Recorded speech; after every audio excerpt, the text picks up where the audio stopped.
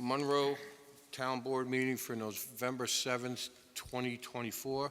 Can we all please rise for the Pledge of Allegiance?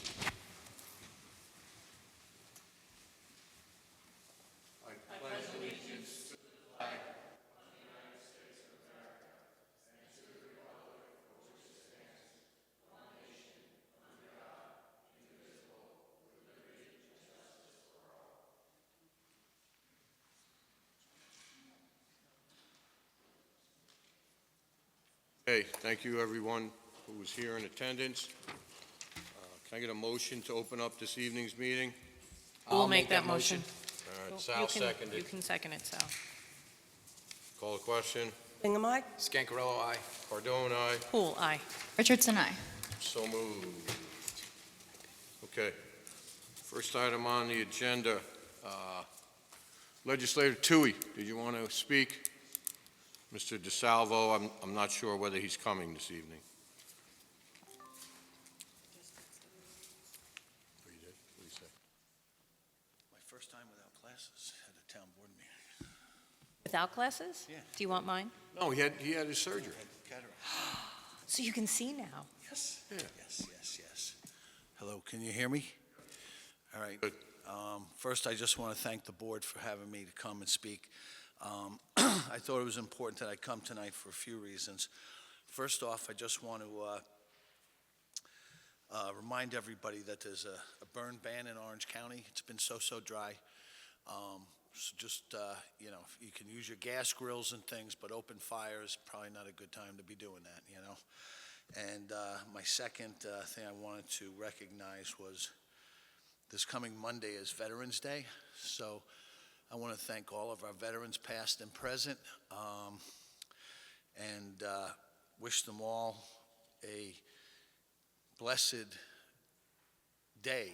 People say Happy Veterans Day, and it is a happy day. It's supposed to be a happy day because it's for all of our veterans, past and present, and the ones that are still with us. So I wish them a happy one. I think we have any veterans that are in the group. Raise your hands. Nope, not tonight. Okay, well, this goes out to everybody that will be watching. This past week, I had a couple phone calls regarding two things, sales tax and also mortgage tax and the payments and things like that. I know that I think you guys need to do your budget to pass it by November 20th, is it? Is that the date? Yes. Yep. All right, so I'm going to go with the sales tax first.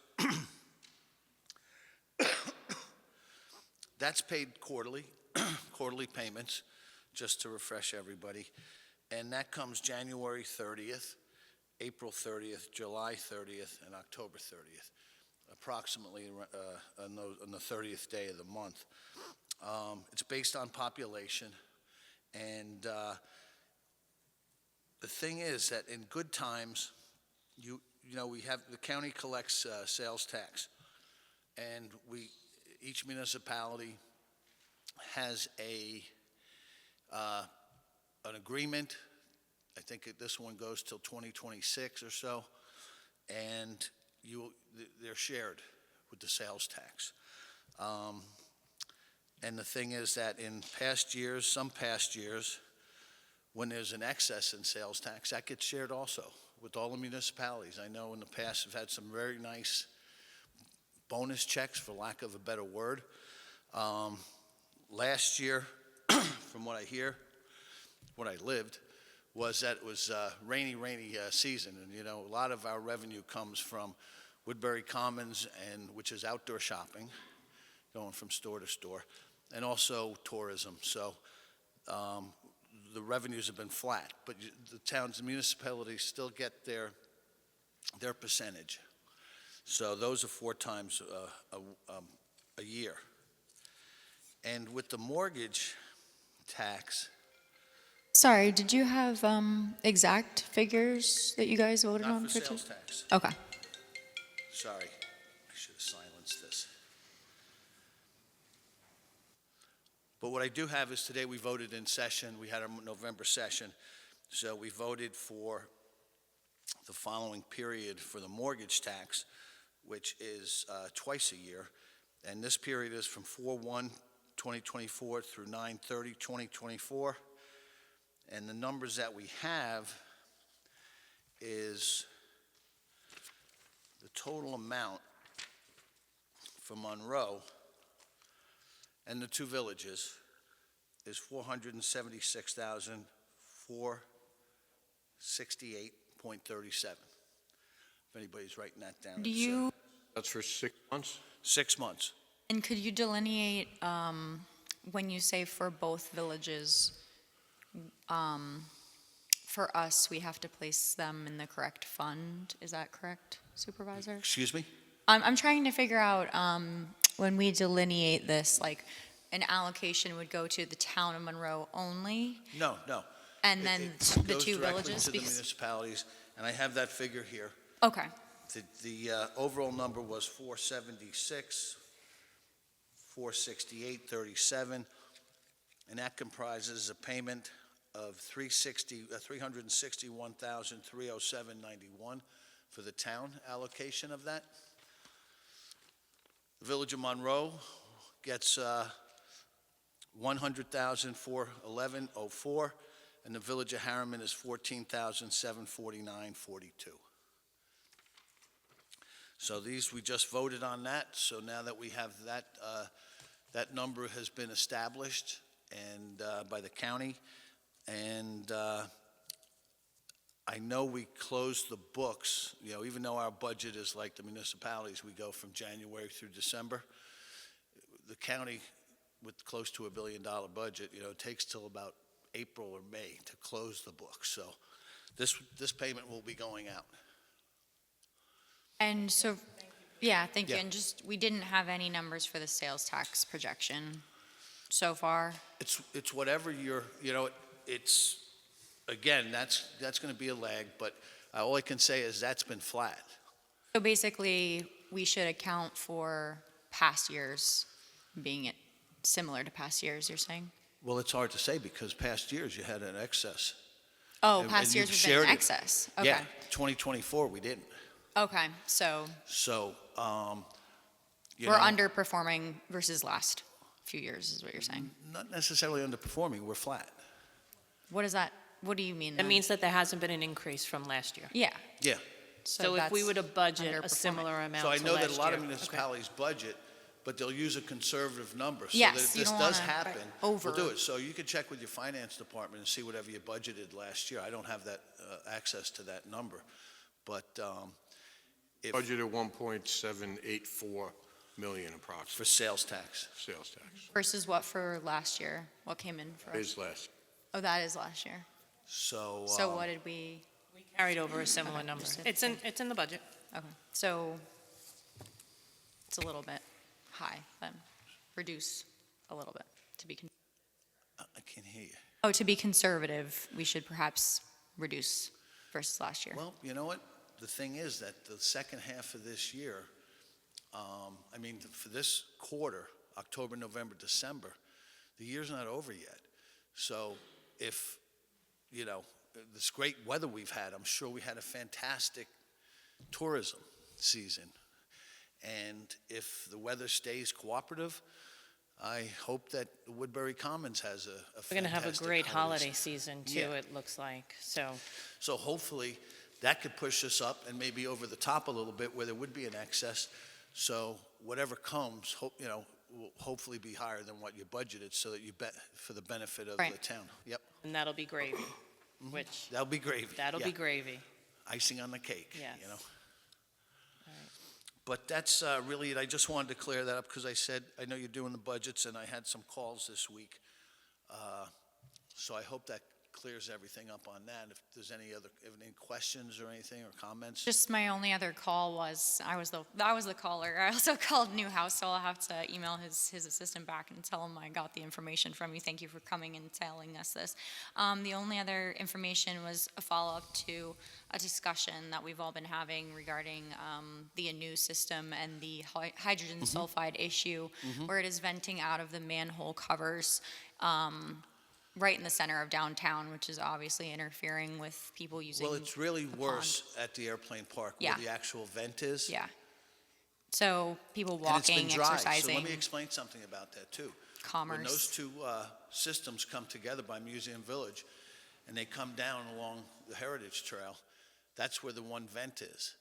But the thing that is what really exasperates it is when, if it sits there and there's not a big flow going through, so when I noticed over the years when it's worse is when we have real downpours, and then all this water rushes in, forces the air out, and then it's very bad.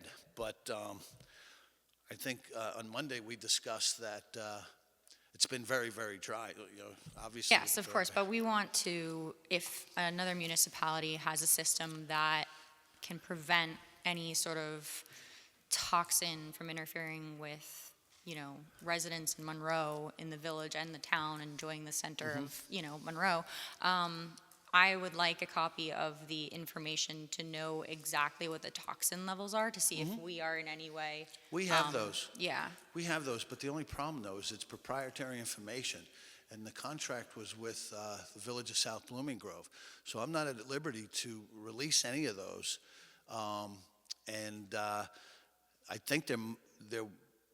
I think there was a FOIL request. Yeah, and I I'm not did sure. put a FOIL request through to know the exact levels, because I'm Mr. Nugent, are we in any way, like, We had one FOIL request, and it wasn't from you. I just put one in. Oh, you did? Yes, Okay, it so was you'll just get very recent, that's So you'll after get our it. discussion. Yeah. Because if this is proprietary information, but it's test results that reveal the actual levels of the hydrogen sulfide, and if this is presenting a public safety issue. It'd be very hard for me to comment on that without knowing what you'd potentially be disclosing, so I don't know. Is it It's just necessary the- to talk about the results, or? Well, I'm wondering that if the results reveal a certain level, does it allow us as a board or the village as a municipality to pursue any kind of action on behalf of residents rather than going through the county who cannot, perform any action? And that would be a discussion whether we're interested in actually pursuing anything based on a public health hazard. Because if it does present in certain levels. Yeah, having not had any prior discussion, I wouldn't be prepared to talk about that right now, but we can certainly have a conversation offline about it. Yeah. But I don't know specifically what you're talking about, so I don't want to, have a discussion in public about it. It'd most likely be attorney-client advice if you're talking Right, about basically I potential was just litigation. trying to see if we could acquire this as a municipality. Can we add this to the agenda on a different day? Sure. Okay. Go ahead, can we Pete. Motion to put this on for, We don't need a motion. It'll be on, we don't need a motion. We don't need a motion for that. okay. Okay, and maybe hopefully you'll have your FOIL by then. Maybe, but if, that's what I'm saying, is if the FOIL comes back and it is determined by the county attorney as proprietary, then we'll have to pursue other, mechanisms, so. Anything else, Pete? I don't, no, except I want to wish everybody a happy Thanksgiving. Yeah, thank you. Thank you. All right. Pete. Thanks for all your efforts, appreciate it. Absolutely, and unfortunately I have another meeting. All right, I've been running No around problem. all day, but no problem. thank you Thanks for for giving me stopping the in. time. Okay. All right, have a good night. Thanks, Pete. Thank you. Hi, Pete. All right, item 3.2 is the trunk or treat recap. Madam Clerk.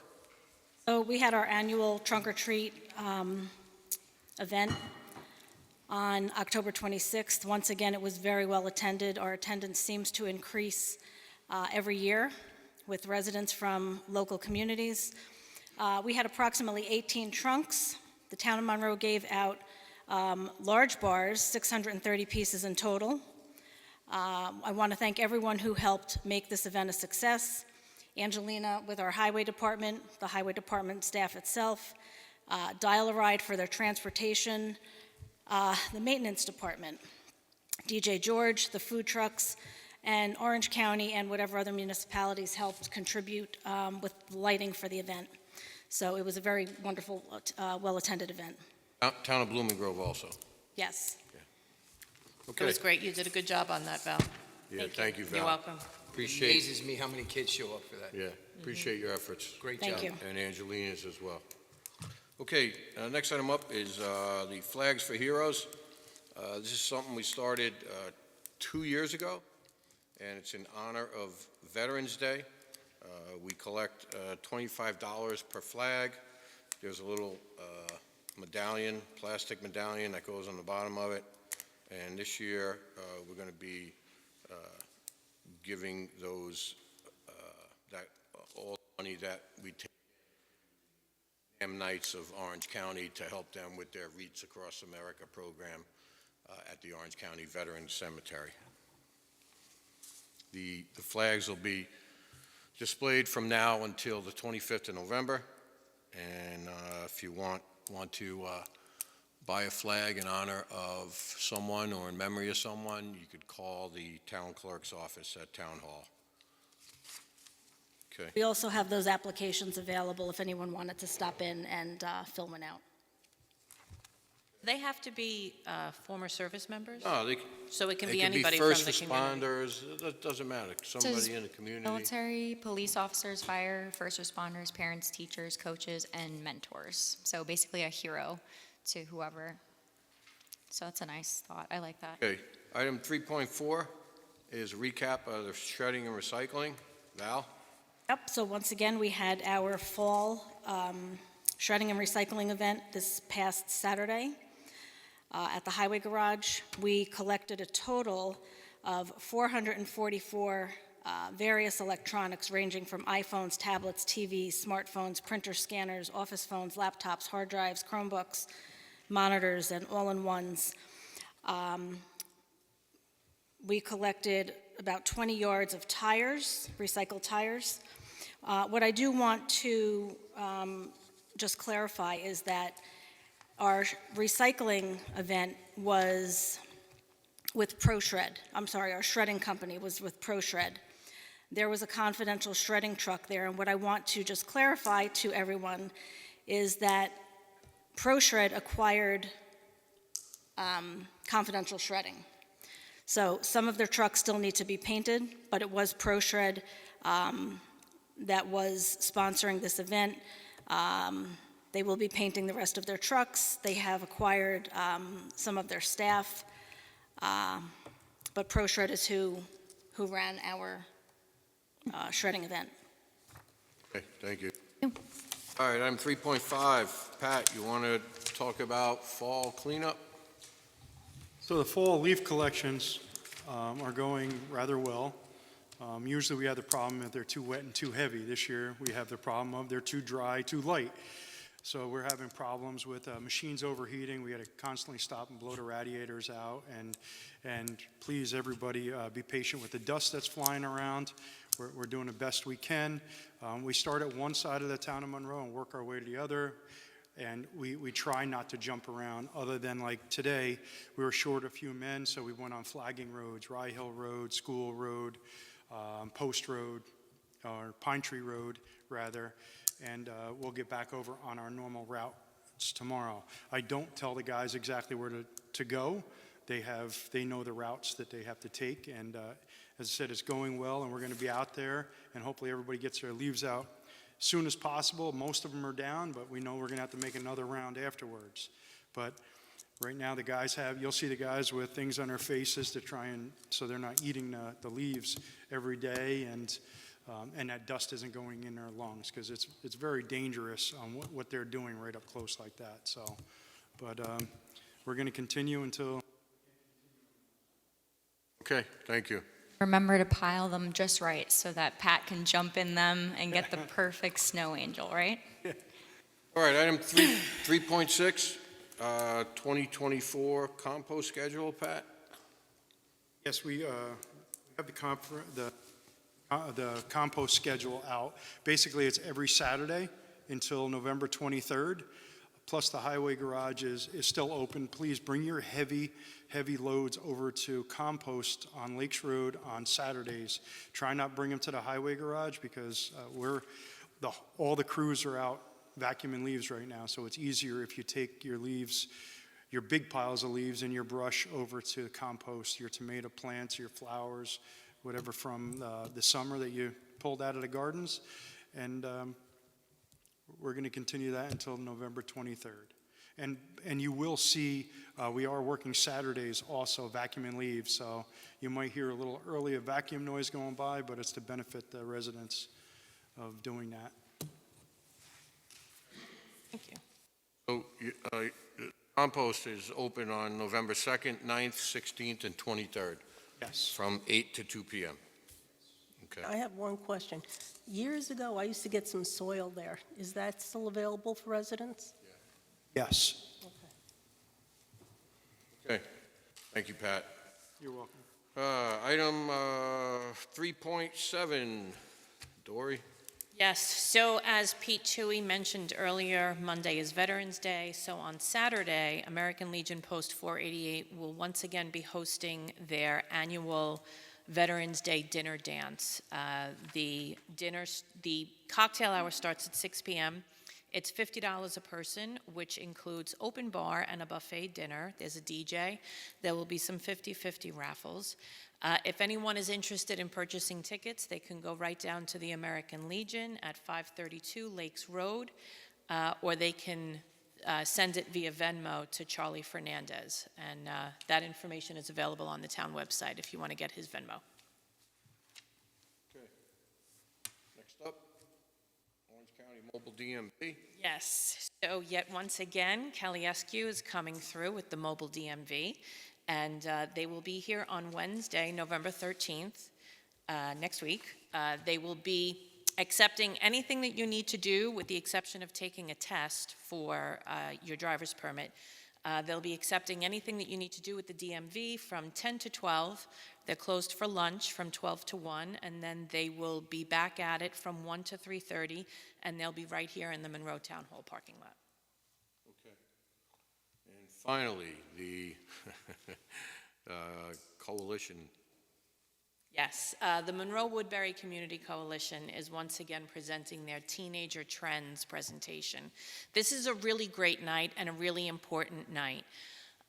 We have members from ADAC and Mental Health Association who come down and they talk about addiction. They talk about Narcan training. They talk about all of the ways that drugs and alcohol can be hidden. They talk about the challenges that our young people face. So the town of Monroe is very happy to say that we will be hosting them on the 13th, on November 13th, right here in Town Hall.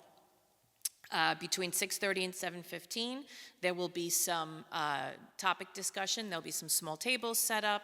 You'll be able to take a look at packaging, vaping, social media, and then from 7:15 to 8 p.m. there will be a Narcan training, so that we can make sure that we have enough Narcan kits.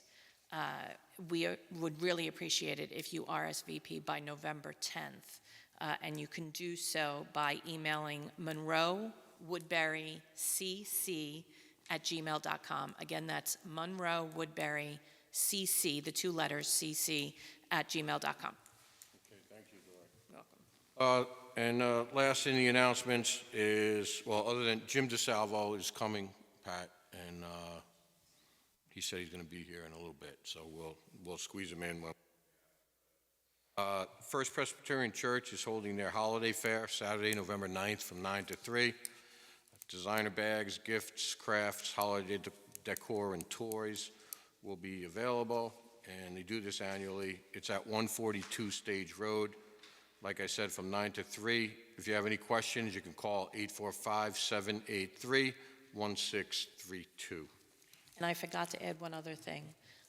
The American Legion will be hosting a Thanksgiving dinner for veterans, so they would appreciate if you have any donations. You can drop them off at the American Legion anytime that you see cars in the parking lot. You mean cans and? It could be anything. It could be turkeys, potatoes, vegetables, stuffing, cans, boxed, whatever. Do we know when that is? I don't have any information on the dinner just yet, but I will be seeing Marty Currid this weekend, and I'm sure that I'll get some more information from him then. Thank you. You're welcome. Okay. Next up is I'll make a motion to open up the continuation of the reopening of the public hearing regarding local law H-V2 of 2022 to amend Chapter 57 zoning concerning regulations governing tree preservation. Hingham will second. Okay, question? Hingham, aye. Scangarello, aye. Cardone, aye. Poole, aye. Richardson, aye. Anybody? No anybody- public comment. No public comment? Anyone here have any comments? Just that I spoke with some members of the commission. Someone is away. They just asked that we hold it over. They assumed that we were not closing it tonight anyway, but they just requested that they have the opportunity to review and integrate the comments into the law. Okay. I'll make a motion to keep open the continuation of the reopening of the public hearing regarding local law H-V2 of 2022 to amend Chapter 50 zoning concerning the regulations governing tree preservation, and we'll do that on December 2nd at 7 p.m. or immediately thereafter. Call the question. Hingham, aye. Scangarello, aye. Cardone, aye. Poole, aye. Richardson, aye. So moved.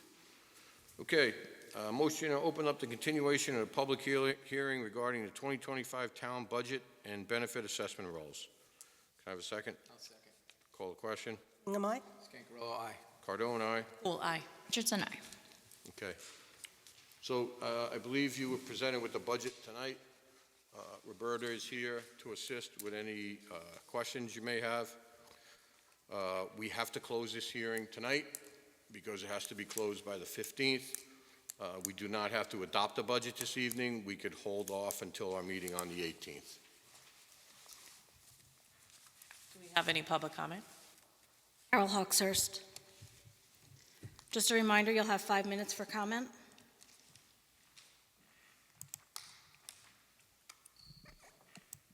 Good evening. My name's Carol Hawkshurst. I live on Hawkshurst Road. Tony, you were going to follow, good evening, everybody. You were going to follow up with Max, our planner, about the total cost to update our comprehensive plan. Please share with us what he said. Thank you. I know maybe some of it has been spent to review the tree code. I know you guys have been working on that with Max. But I'd like to know that as well. When I was looking at the preliminary budget, around a total of $42,000 was approved for 2022 and 2023 combined. And that was adopted for the comprehensive plan. So I'm wondering if the money budgeted is still available for that from that time period, or was some of it spent? I don't think $11,000 is enough to put toward our comprehensive master plan, and I'm just wondering what the status is with that. Again, what did Max, our planner, say? That was it. Thank you. Appreciate it. Thank you. Thank you, Carol. That's all for public comment. Okay. I believe that money goes back into the, yeah, in the fund balance, yeah. So it's in fund balance.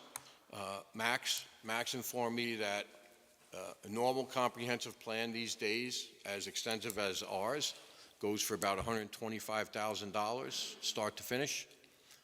He said most likely because of how well ours was done originally, with updates and additions, it'll probably be somewhere around $75,000 to $80,000. Is Bonnie volunteering and assisting with costs in that regard as well? I'm telling you what Max, is the price Max gave us. And I'm asking if Bonnie's free efforts have contributed in lowering the costs for our town, so that we can acknowledge if she's volunteering. I do not know that. Okay. So because the price that Bonnie quoted us, as well as Max, working in tandem for the community preservation plan alone, I know we were seeking a grant for $90,000. So when Max was discussing with you the master plan, was he including all of the, say, hydrological survey studies that we were interested in? Or was that the base price? That was,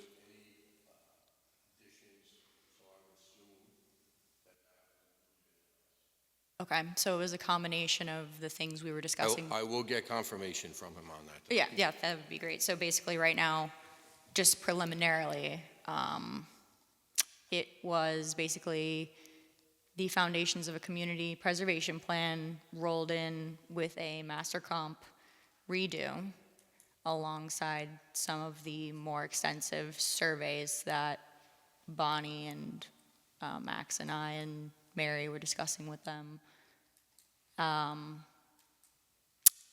And I'm sorry, did you acknowledge how much of a cost was taken out from the master plan for was it for the tree law?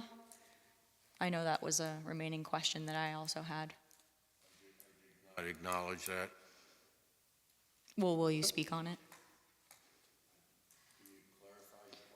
I'm sorry, the speaker, Carol, just asked us if some of the master plan line money was allocated to the tree law Reviewing the tree, clarify. for consultants and other, we consulted an arborist. Was that where the tree law funding came from? Honestly, do not.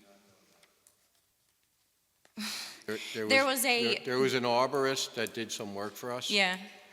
What was, So there was an expense, right? I don't know if I'm describing this correctly. There was an expense on the master comprehensive line, but obviously we did not work on the master comprehensive plan. So what I interpreted from her question was, what was that money allocated toward?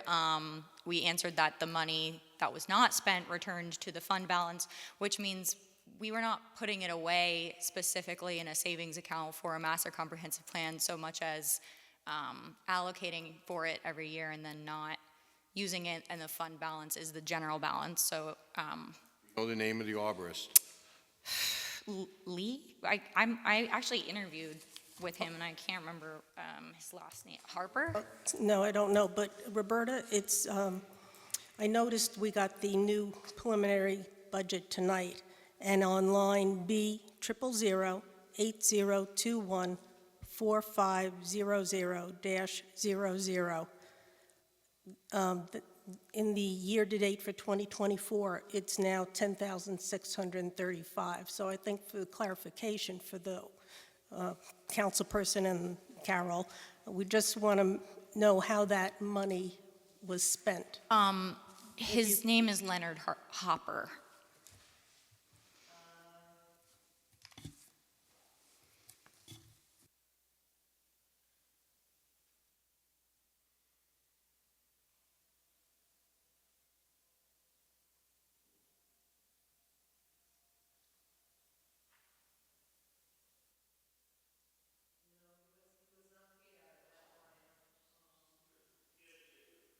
sorry. Hopper was not paid out of that line. Paid out of That was- shared services? What we, well, I should know. let me try to find him by his name. I I was- think we wound up budgeting for the commission. Didn't we give them a stipend and then they expended it? I don't know how that would show up in the books though. So the question remains, what was taken out of that line if we Right, didn't? what was spent on that line already for this year? All billings from Nelson Pope. So general planning services that probably relate to the tree law? Were the zoning changes?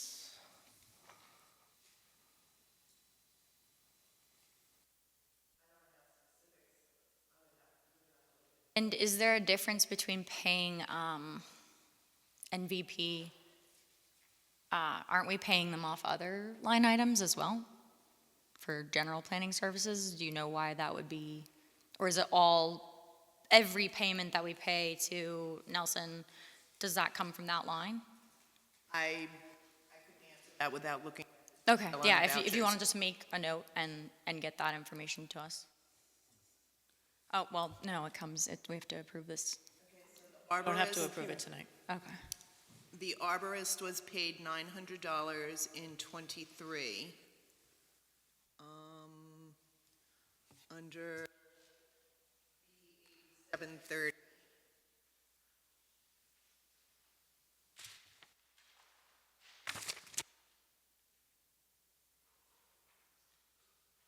So that looks like Conservation. Yeah, that's the conservation. conservation. Yeah, it's the commission got a stipend to consult.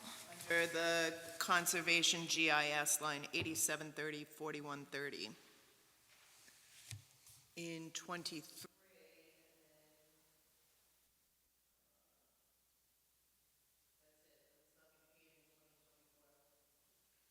Okay. So it looks like whatever services that we consulted with Max, our planner, got expensed off the master plan line, but we don't have the specific vouchers right now, but I would assume it would be tree law.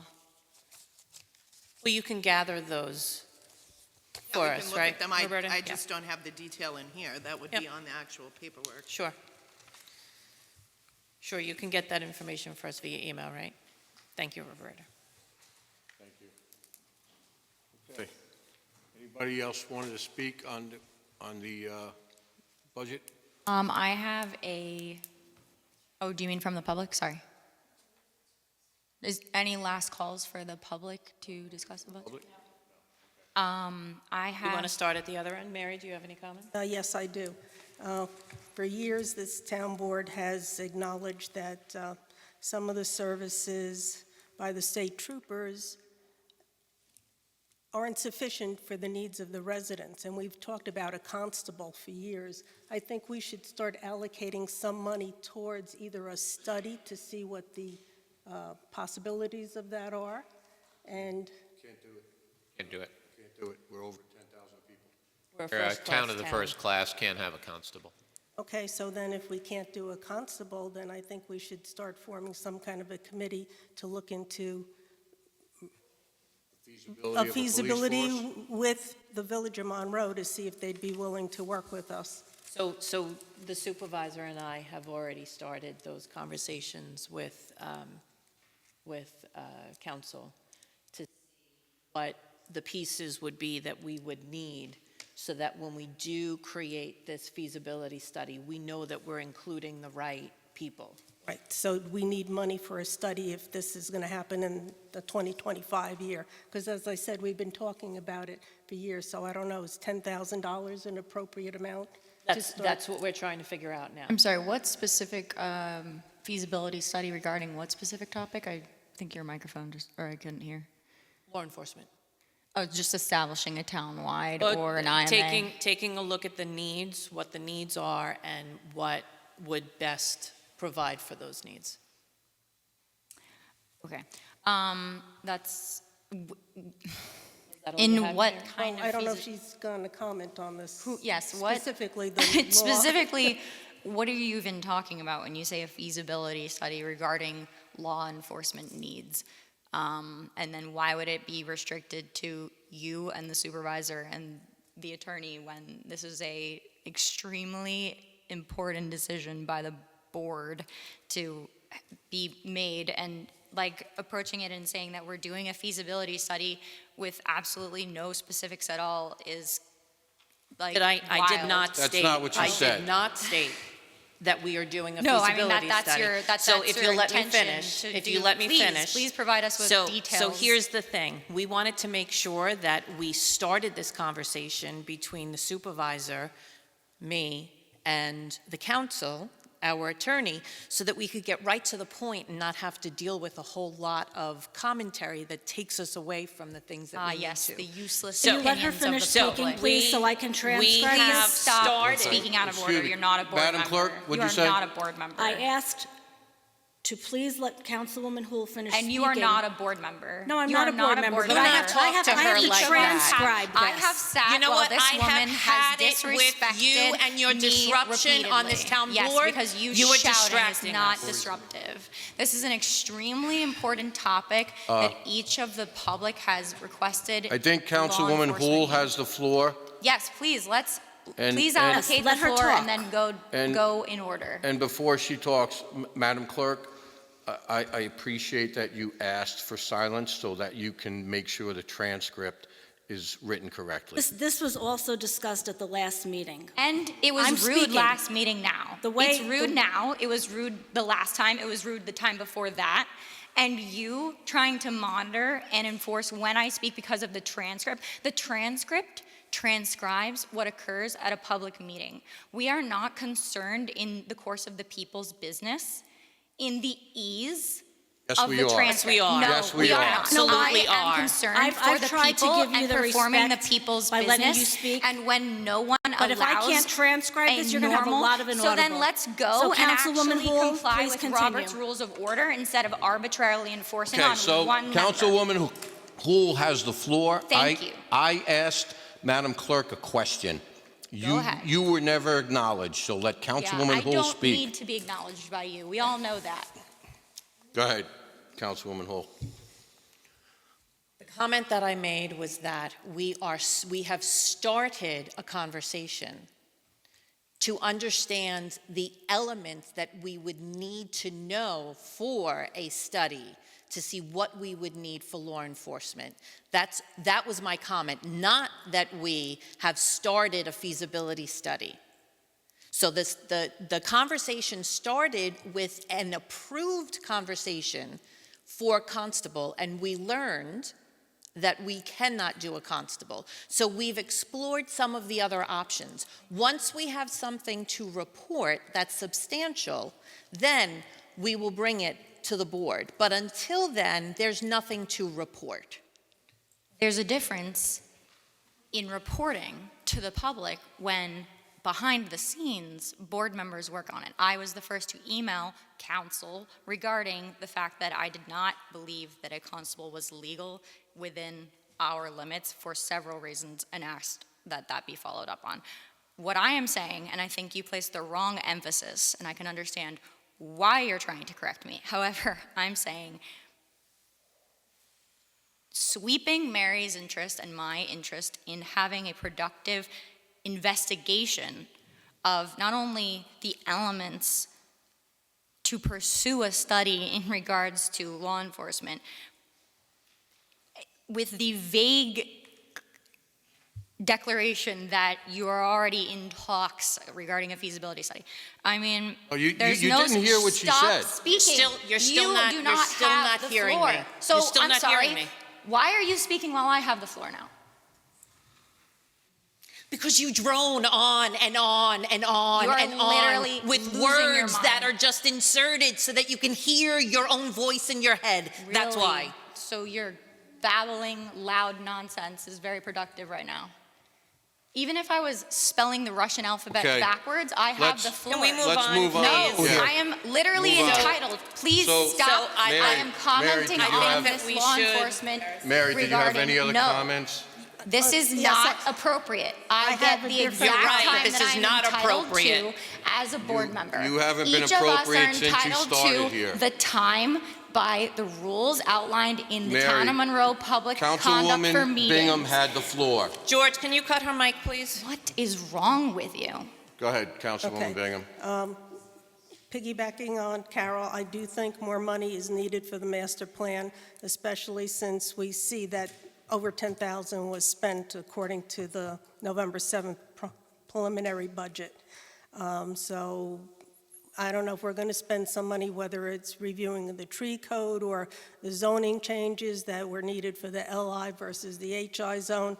It seems to be that we're using that money up, and it's not being saved for the master plan. Especially if it's going to cost us $75,000 to $80,000. We don't want to be hit with an $80,000 expense somewhere in the near future, I would think. The arborist definitely is needed to be factored into the Conservation Commission lines, and I know we had spoken many times when Dennis was here, and we asked him what he needed, and he said an arborist would really be very helpful. So I think we need to allocate like $5,000 for that. I think that would really help the Conservation Commission.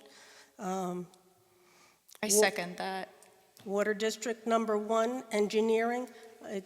I didn't look at the November 7th budget, but in the October 21st budget, it was $50,000. I pulled the resolution on that, and we authorized 45,000, so I think that should be adjusted down to 45,000.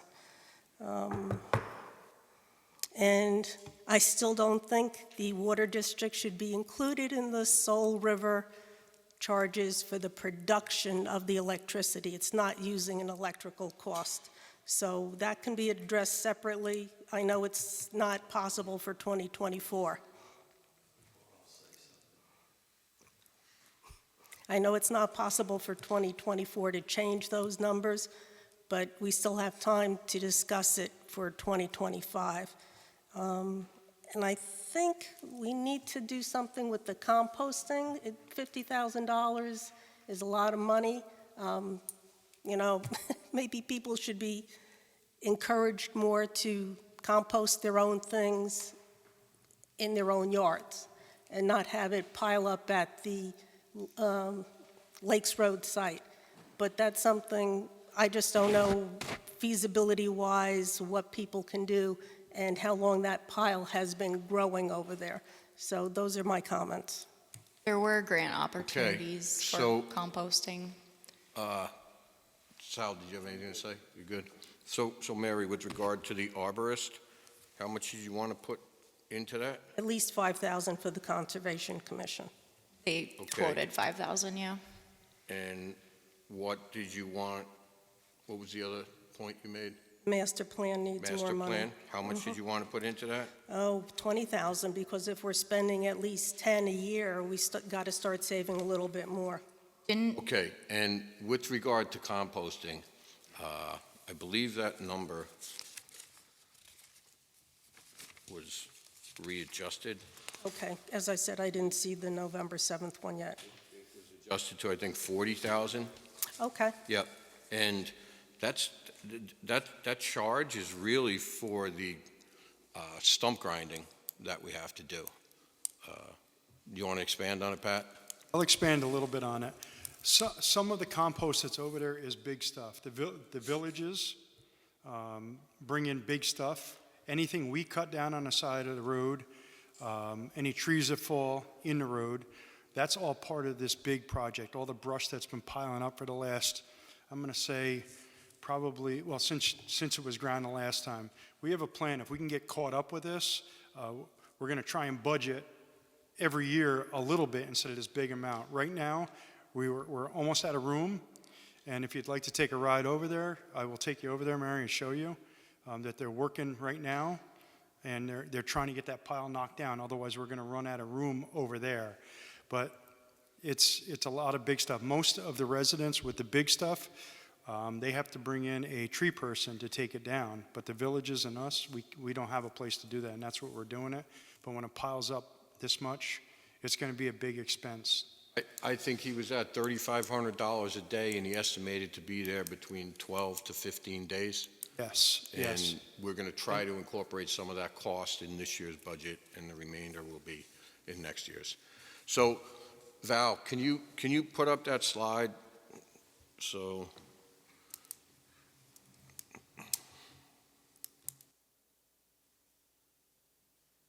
enlarge that. If you can't, let me just explain it. So this is a 6-year look at the year-over-year tax rate for the village and town homeowners. This board has gotten attacked for not budgeting properly and for not maintaining taxes for the people. So if you look back at 2019, this is based on a $75,000 assessed value home. 81% of the homes in the town and 91 in the village are assessed equal to or lower than $75,000. The village tax increase from 2019 to 2025, which is next year's budget, is $5.61. So in 2019, you were paying $597.51. In 2020, you're paying $603.12. That's a 1% increase. The town tax is, I don't know why those values came up. So the town tax, in 2019, you were paying $930.44, and in 2025, if this budget presently as it is passes, you'll be paying $957.34, which is a 2.9% increase over 6 years, or a $26.90 increase over those 6 years.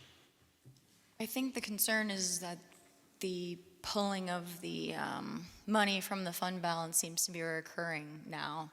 So if we have a hole in the budget, that means the operating cost is not meeting revenue, and the only way that we're compensating for that currently over the past 2 years is by pulling from the fund balance. So it seems like we need to have a more balanced transition to increase revenue, which we don't necessarily have the power to do since the streams of revenue that we've been relying on have been affected by COVID and other issues that we don't have any control over, but also reduce operating costs and increase taxes in a more balanced way, because it's not looking backward that is the issue, it's looking forward. If we keep trying to compensate for the hole in the budget by pulling fund balance amount, then we, down the line, the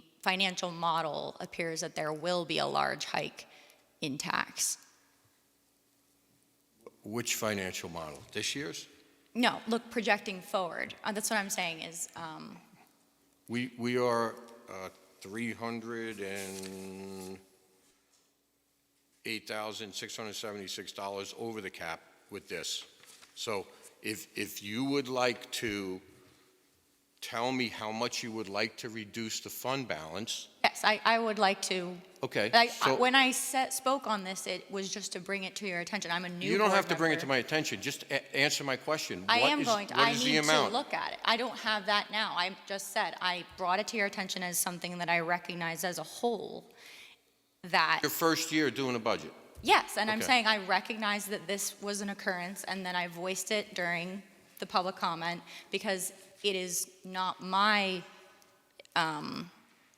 place to tell you exactly what numbers and what the town as a whole, I mean, we're a body. We have to agree on which levels increase to compensate for this whole. It's not as simple as just providing one number. If I provide you with a reduction in the fund balance pullout, is that me saying, well, I want that all to come from the taxpayer's pocket? No, I don't. So we need to come to a balanced, there are a couple numbers that have to be adjusted so that in future years, it's not a surprise hike. So we need to be planning for a couple of years in the future is my point, because we keep Giving me no experiencing this answer. whole. I just said I need to look at it and find that answer. It would have to be several numbers Roberta, can changed. you just enter into the system a $400,000 reduction in the fund balance?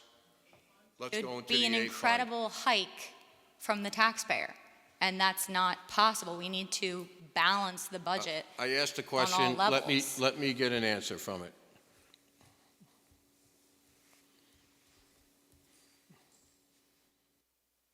Right now, we're at 9.5%, 9.58% over last year increase in the village and 9.98% in the town.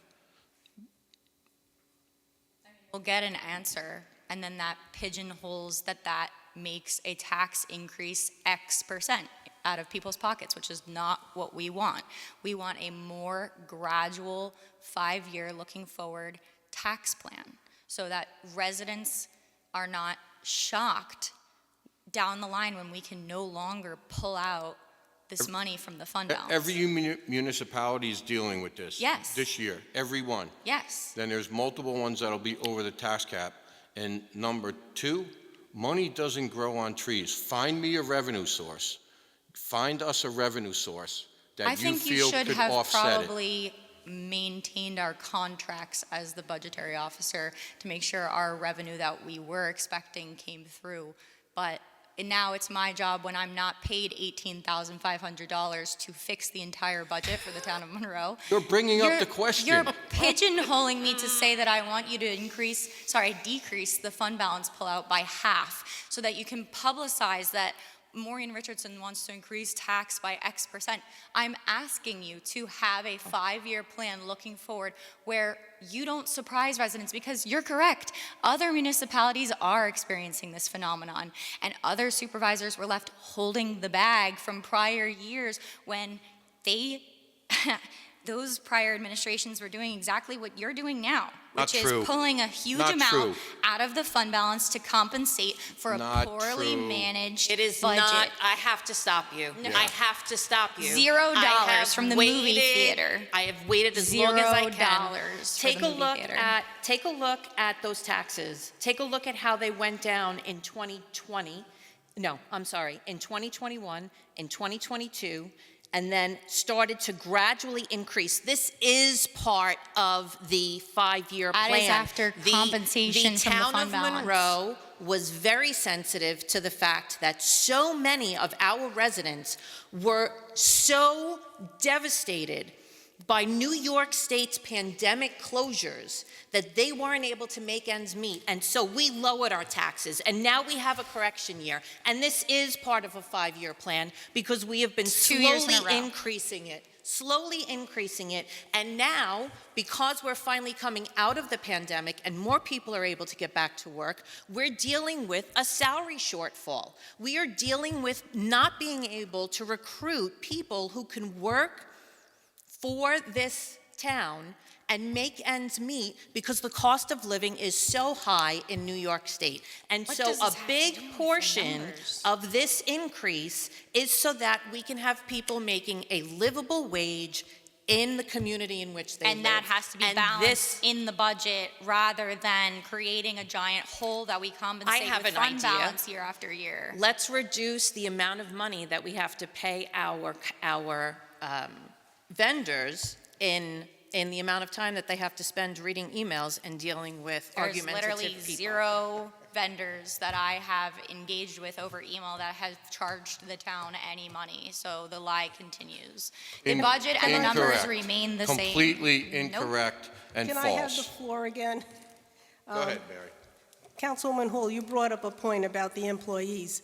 I noticed there was a large discrepancy, and I should have mentioned it when I had the opportunity a few minutes ago, that all employees who are not with a union contract be given a 4% raise.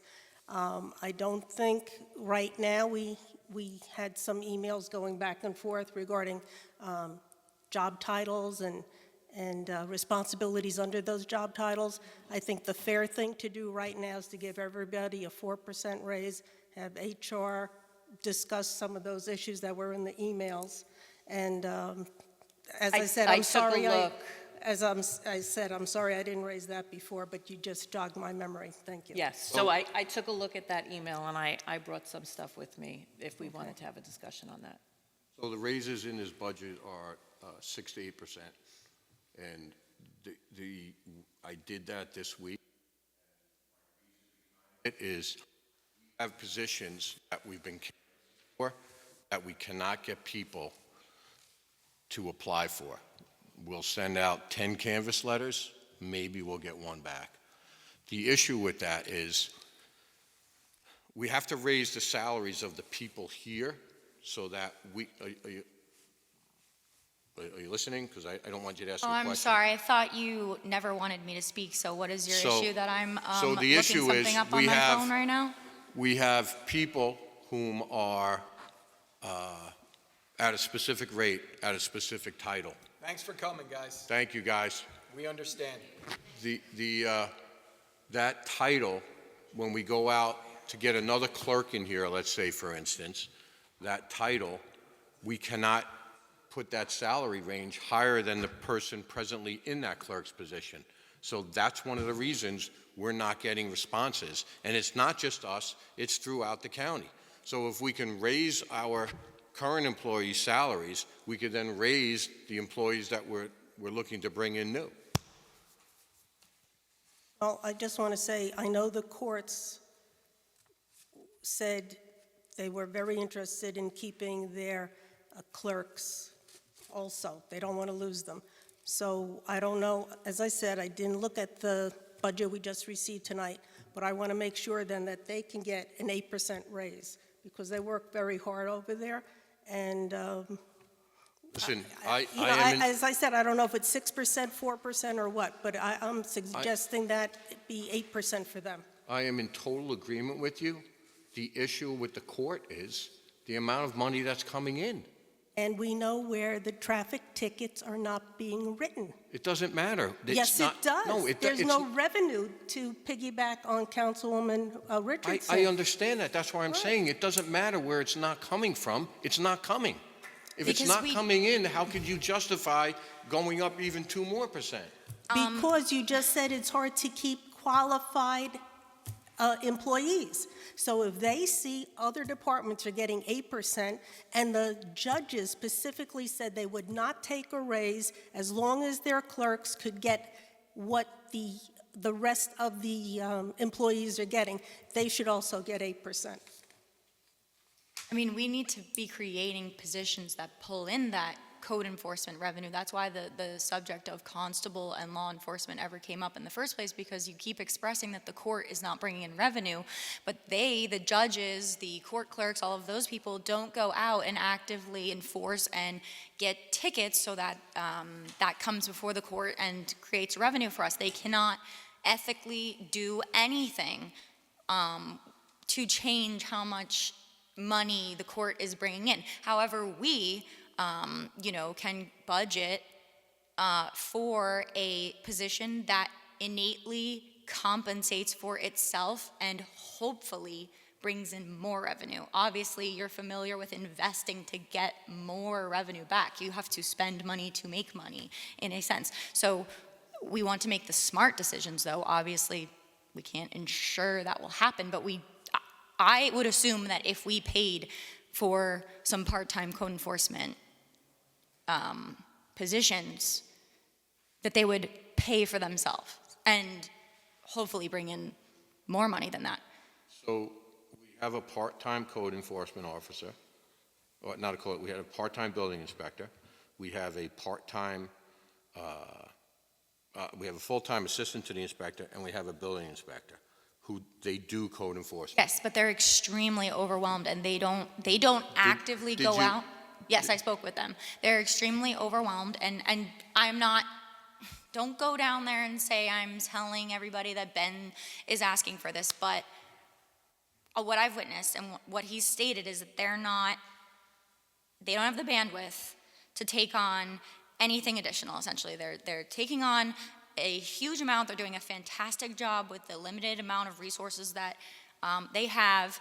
And if we are looking for revenue, we need to hire on either law enforcement or some position that can code enforce, because they can actively go out and respond and look for code violations rather than the position that the town has right now, where they wait for the complaints, where they are more passive because of the overload. I mean, they're also approving plans and everything that is innate to the building inspector position rather than the, code enforcement aspect of their position. Did you see what the safety inspection fees are this year versus last year?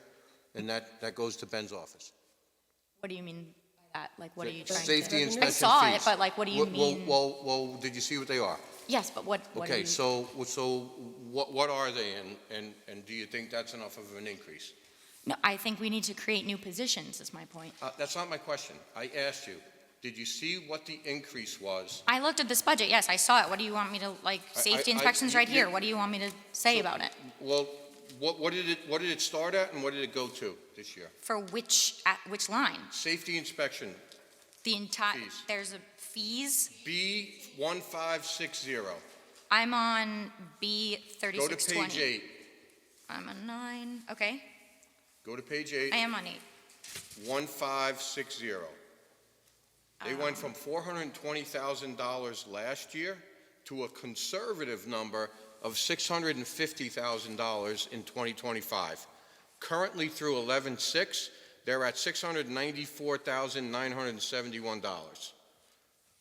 Okay, I don't, are you saying that we're, All right, move on.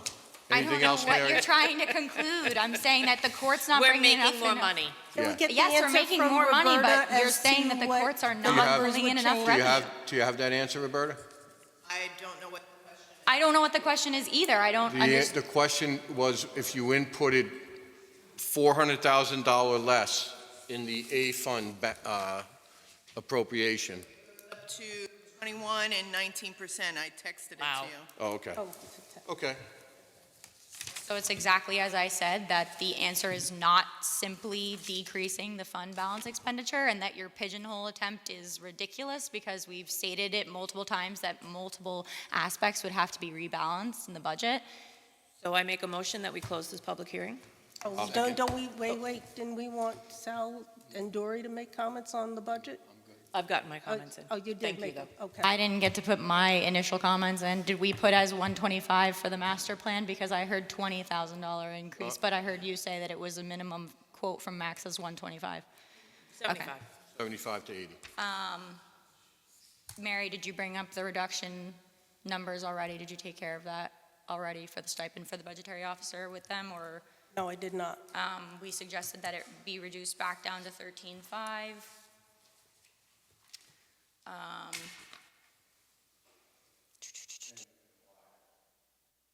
Because it's more in line with the areas that we were able to source that data. So what, the data you sourced, can you Yeah.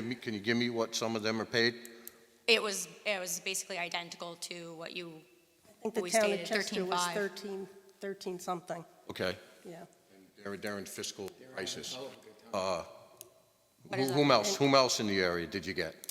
This was Chester prior to this year. This was a static in Chester, which was the most similar administration that I could find. There were very few What's their budget total? I have no. So you really didn't do a study, you just, I just found spewing numbers out. supervisor. No, we No, I looked found up- supervisors Okay, with I'll make a budgetary motion. officer Officers' stipend. salaries. Why are you continuing Do to you want speak to make a over me? motion on that? I have not been actually given the floor to discuss my items. So we've Go all ahead. been discussing each other's Go ahead. items as we move down the Go ahead. floor. You have the floor. Thank you.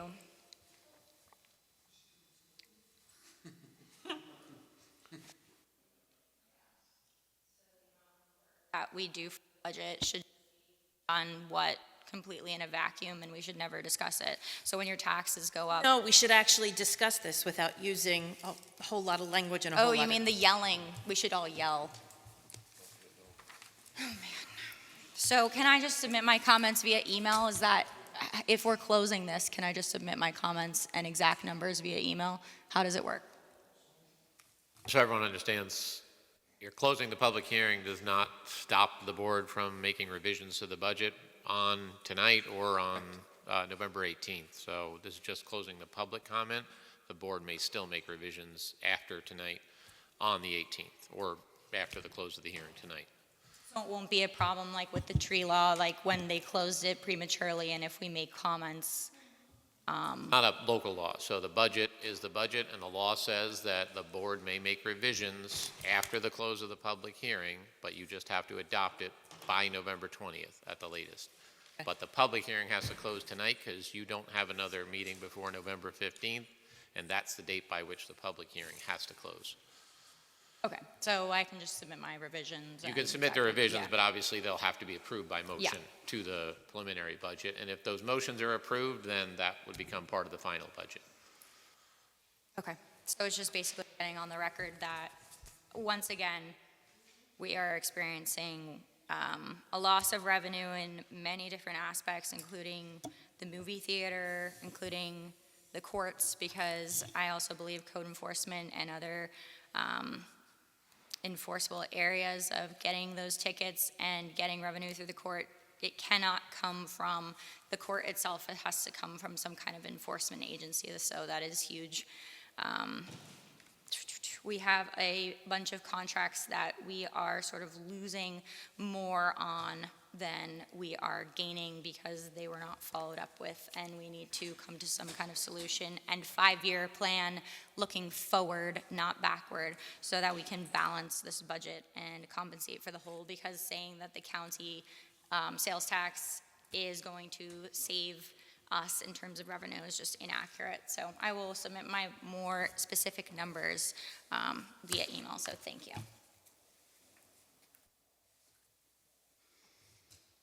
Okay. Make a motion to close the public hearing. Excuse me. This document was released to the public today, the preliminary November 7th. Did we give the public 24 hours notice where we had been in compliance with open meetings law if we close this? They have a prior budget. This is better than the prior budget. That's not the question. When you hold a public hearing and you produce a document to the public, to be in compliance with open meetings law, you have to allow that this be published, right, at least 24 hours before closing the hearing. To the extent practicable is what the law says. Yes. Yeah. So it's not a must, it's to the extent practicable. I'm just telling you what the statute. What does that even mean in your eyes? It means that it's not an absolute. It means that, for example, if it was for some reason unable to be posted within 24 hours, that it can still. No one was sick, no one was. Oh, wait a minute. I don't know that. Let me- I'm just Let me giving you finish the law. that, because What? you're starting, no one was sick. You know the computer problems we had yesterday and today? I wanted to release this yesterday. We couldn't because we had I'm computer issues. not So I'm criticizing not you done. for I'm not not done. putting it out. I am not done. I'm pretty sure I was the one speaking in Counsel, the first no, place. no, because I answered your actually question about was. being sick. No, it wasn't a question. I'm speaking with counsel. This is the only time I get to speak with counsel because of your illegal policy. So I'm just Not voicing illegal. my concern that we are in violation of open meetings law and that we need to allow the public time to review this document because, as he just said, it's better than the prior budget, which makes it substantially different. And I don't think that we gave people enough notice to comment on it. That is my only concern. That's your thought, that's not the fact, and that's not the It's law. the law of the Committee on Open Government, who I called about this issue 2 days ago. So practicable in their mind is for substantially difficult reasons if we can leave this open Well, and first close of all, it for can we close it for written in 5 days or something Yeah, like that? yeah. How about we do that? So I'm not Well, criticizing you, I'm well, saying we You need didn't to let be me finish. compliant. You didn't let me finish. I'm just bringing something to your attention. No, that didn't need to be brought to my attention. So you were aware of the Committee on Open Government, but you just told me that you had no idea and that it wasn't the law. Listen, the Committee on Open Government is an opinion, not and an most of their opinions draw right down the middle. They will never go one side or the other. That's completely And, false. no, all right, whatever you say is always truth. How about we So, close it? I'm going to make a motion that we close the public hearing with written comments available up until the 17th of November, which is the day before our next meeting. Beautiful, thank you. Do I have a second? I'll second. Councilman Sankarello beat you to it. Call the Of question. course. Bingham, aye. Scancarello, aye. Cardone, aye. Full aye. Richardson, aye. Okay.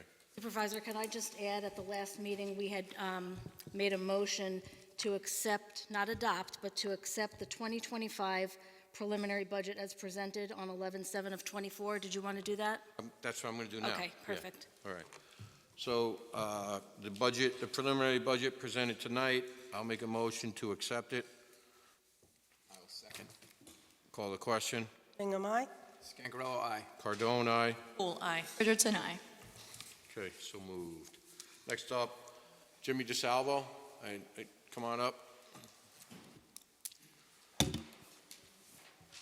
Jim, how are you? How are you doing? Thank you for your patience, Jim. Yeah, appreciate it. What's your title in Highland Falls? Deputy Mayor and Deputy Budget Mayor, Officer in the okay. Village of Highland Falls. I understand the budget process, and kudos to you folks putting the time and effort into it. I'm here tonight, I asked the supervisor if I could attend. As he stated, I'm Deputy Mayor in the Village of Highland Falls, and about a year ago, even though we're suffering droughts now in the Northeast, the village of Highland Falls and the town of Highlands was under about 10 inches of water. We had flooding, and we actually had a fatality, and it was some crazy times in our little community. And during those crazy times, when you hit the all-call button, you get folks to come and help. And there's no greater feeling than when you have folks like Pat Patterson, who actually worked in the village of Highland Falls and the town of Highlands and knows the area well. And actually the supervisor, both came to our community, both called, both stayed in touch in the hours while it was happening, the hours after it, the days after it, the weeks after it, the months after it, and we still are digging our way out today with the help of FEMA and our engineers and our local DPWs and so forth. And I just wanted to come tonight and thank you both for your time and effort, the board's time and effort for sending whatever they could to help us. Again, even sometimes the phone call was worth its weight in gold. And, you know, it was a tough time for us in the community, but we got through it because we had good friends. And we found those in the town of Monroe and other municipalities. So I thank you from the bottom of my heart, and from the community of Highland Falls, we thank you. And being outside of West Point, we're big on challenge coins. So we made a little challenge coin for the village signifying the date. So I have one for each of you. If you want to come up and I can give them to you.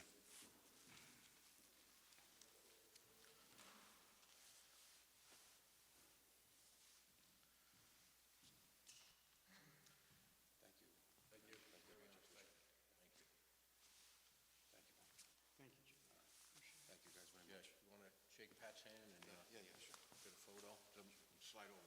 I can't slide Wait a bit. I want to get you, no, I want to get you Oh, you want behind to get that in? Yeah. All right.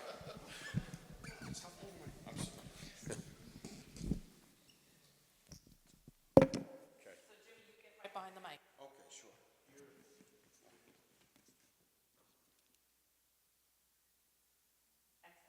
Thank you. Thank you very much.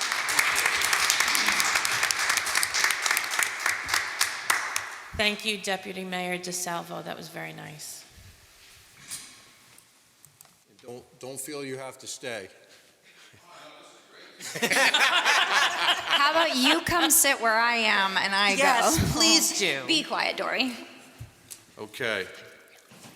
That was actually the first good suggestion you made all year. All right. Item 5.1 is the acceptance of the October 21st, 2024 minutes.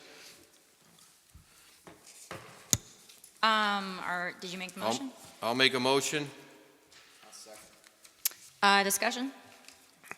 I want to voice the fact that I do not think it's appropriate to redact statements made on behalf of the public from the record.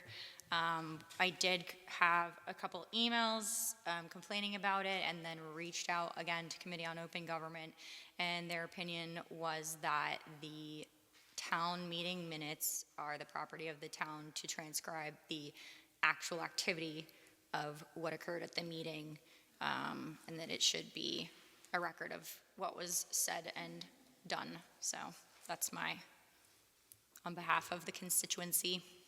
I will disagree with that, because when you jeopardize the town and place them in liabilities way, then they should be redacted. It's not liabilities way. I'm not done. You're just And- wrong. And when our council agrees with that and Your is council always trying, agrees with you. and where he's trying to protect the taxpayers and your constituents, then it's the proper thing to do. I think actually three other municipal lawyers voiced the fact that there's complete immunity from defamation from our position in New York State. So him Hey. wanting to err on the side of caution and create a town policy that we don't read statements into the record is entirely different. Not wanting a headache and adopting that as a position is different from actually putting the taxpayer in harm's way. Okay, I'll call the question on the minutes. Bingham, nay. Scangarello, aye. Cardone, aye. Cool, aye. Richardson, nay. Okay. Next up, is the general fund abstract. That's general fund abstract number 24-15 for $151,083.45. I'll make a motion to approve. Second. Call the question. Hingham, aye. Scangarello, aye. Cardone, aye. Pool eye. Okay. Richardson, I just had a question if there were any mileage reimbursements I wasn't able to discern for WTBQ in this one. We call the question. I'm not going to answer any questions. We call this question. Are you going to vote? You really just won't answer if there's a WTQ. Okay, WTBQ item voucher. 7.1 is a cash transfer So you just abstract. forced an abstain? I'll make a motion I'm going to vote nay. to, okay. Thank you, Valerie. I'll make a motion. I'm voting nay for the abstract, thank you. Okay. I'll make a motion that the Town Board of Town of Monroe approve abstract 2024-01 totaling $400 to cover furniture expenditures in 2024. I'll second. Call the question? Oh, wait. Aye. Yep, call the question. Go ahead. Scangarello, aye. Cardone, aye. Pool eye. Richardson, aye. I'm sorry, who seconded that? Sal. I do. Sal. Thank you. Okay, abstract number 2024 of budget transfers, and it's 2024-19. The amount is $48,610. I'll make a motion to approve that. You have the abstract in front of you. Pool second. Call the question. Hingham, aye. Scangarello, aye. Cardone, aye. Pool eye. Richardson, aye. Okay. Town Board, first item under new business, Town Board Resolution number 374. I just wanted to make sure everybody had the policy in hand. It is not illegal. Yes, it is. And we're not discussing this because it's literally an active litigation issue, so. This is a complete imbalance of government. It's a disservice to residents and constituents. There is no such thing as a top-down policy. It is not widely adopted in Orange County. It is non-existent. It is a lie. The entire foundation of this policy, in theory, is legally accurate in that a policy can be created by the town board in order to have an accurate accounting and budget for use of consultants that has to be fair use because it cannot violate the innate powers, rights, and authority of council people. Going through you because you're, quote, the only full-time board member is not a fair use policy, especially when you've proven discriminatory in allowing me to speak for the timed amount of time and ignore my emails, ignore my requests for internal information, and do not allow me to speak with the consultants. This is a completely ridiculous imbalance of power that you have proven you cannot be trusted with, as you have dropped a $90,000 grant opportunity. You have missed the intended use plan prerequisite for all water projects for a state and federal funding, which is millions of dollars in missed grant opportunity until 2026. It is absolutely an affront to the balance of Which this grant board. opportunity you're speaking about? The comprehensive, the community preservation plan. That wasn't us. That was due to the time frame. Yes, the Prior- time frame prior that to us you talk- didn't coordinate with Bonnie on after you declared this policy, that you didn't coordinate with Millennium Strategies on, that you personally took this on as grant liaison and then did no work and did not follow up with Bonnie and did not give her the resources that she needed to complete that on time. Threaten our That's not ever happened. Not ever happened? No, I didn't threaten a vendor. You didn't threaten a lawsuit or anything? That's not a threat. That is legally free speech protected by law. So the fact that you don't understand that a lawsuit is something that balances government, that is literally the only legal enforceable mechanism for a municipality's actions in Article 78, overturning policies, the fact that you don't even understand that. Oh, I'd like to play the voice message that you left them, if you don't mind, if everybody could be quiet. Left who? That you left Millennium. Yes, Okay, let me just play it. go ahead. Hi, this is Councilwoman Maureen Richardson from Monroe. Whatever you guys have been told in terms of Town of Monroe policy of who you can and cannot speak with is actually illegal. So if you guys keep dodging my calls and ignoring my emails, I'm going to not only sue the town, I'm going to sue your company with it. So if you could actually just comply like every other town and stop playing politics with Tony, that would be fantastic, because we are not getting our full use out of this service at all. And I've tried to be very nice and solve this behind the scenes with you guys. I'm going to take it public and talk about how you guys are costing the town thousands of dollars and unwilling to work or comply with legal standards for council people and having equivalent access. You guys don't charge hourly. There is no consultant's ability to restrict who can and cannot talk with you. I'm a council person. I have the same internal access and the same position as Tony does. So please get back to me, as I am trying to find out if you guys actually ever applied for Arrow Park Water District grants. For Arrow Park, it's that non-profit entity. You could have applied for it under Friends of Arrow Park. I'm really tired of talking about personalities, so if you could just email me the information directly. Do not email it to anyone else. Don't call me with an apology. Just have Taryn or yourself email the information, whether you've ever applied for a grant for Arrow Park.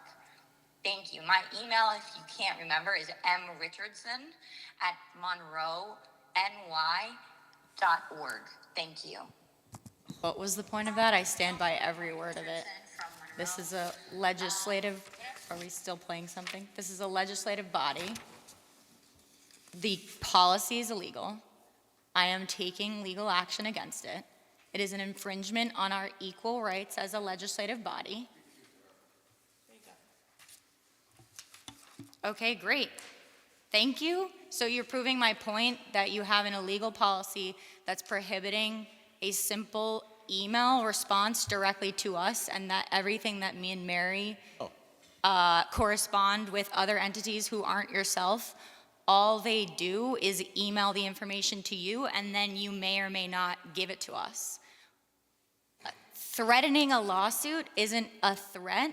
It's actually protected speech legally. Threatening a lawsuit isn't a threat. Yes, Oh, it's not a threat as in I'm going to harm you, and it's not considered anything at all. An interesting comment. What would you call that piece of paper that you sign when you say that you will not sue another entity should you, isn't that called a hold harmless?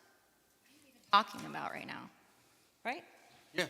Yes. So harm could be physical or legal. No, you don't even understand the Yes. law. Actually, Oh, it's free speech and it's protected speech. You can just Google it. Just literally Google, And is you threatening a would lawsuit? know. Yes, I would. Of course because you would, because I you actually speak so respect much. government and perform my government duties and understand that this is a legislative body in which we are all entitled to equal authorities, save for certain fiduciary responsibilities and specific laws that outline the supervisor's position, which is exactly what I just said on the voicemail. So again, I stand by you said you were everything Thank you for equal. staying for the show. that we said. This is something that me and Mary are experiencing behind the scenes constantly, even within the town.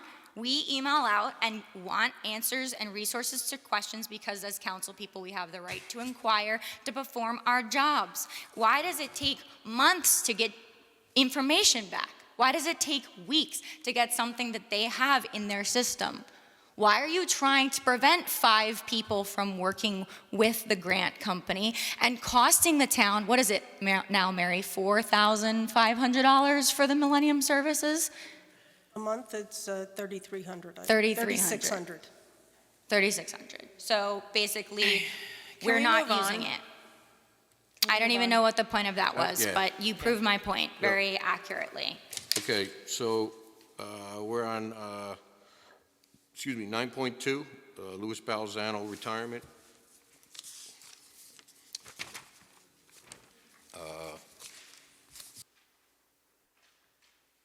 Vote, resolution accepting the retirement of Louis Balzano from his position of wastewater maintenance worker at Moodna Sewer and Basin. That'll be effective retroactively back to November 1st, 2024. I'll make that motion. Bingham will second. Call the question. Bingham, aye. Scangarello, aye. Cardone, aye. Poole, aye. Richardson, aye. Okay, there's a letter there. I thank Lou for his longevity with the Moodna District.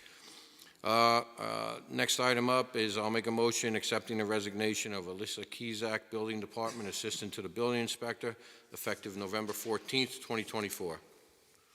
Poole, second. Second? Dory. Call the question. I'm sorry to see her go. I know she was a very hard worker, really tried to improve herself, but have to vote aye. Scangarello, aye. Cardone, aye. Poole, aye. If this is really what she wants to pursue, regret not being able to speak with her directly, but aye. Back to this document that you just handed me, it literally has no categories so that I can't even see. Okay, item 9.4 is dial-a-ride services for the Completely town of useless. Goshen. This is a resolution authorizing an agreement between the town of Monroe and town of Goshen regarding dial-a-ride services.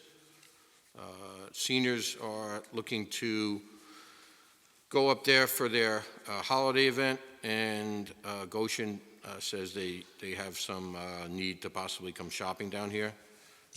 The actual agreement is automatically agreed for periods of 1 year unless the town notifies the other in writing not to extend the agreement. Either town may terminate this agreement for any reason upon 60 days written notice. So I'll make that motion to approve, actually. Actually, Have to I'll sign make, it. I'll make Dory. the motion that we authorize the supervisor to sign the intermunicipal agreement with the town of Goshen for dial-a-ride services.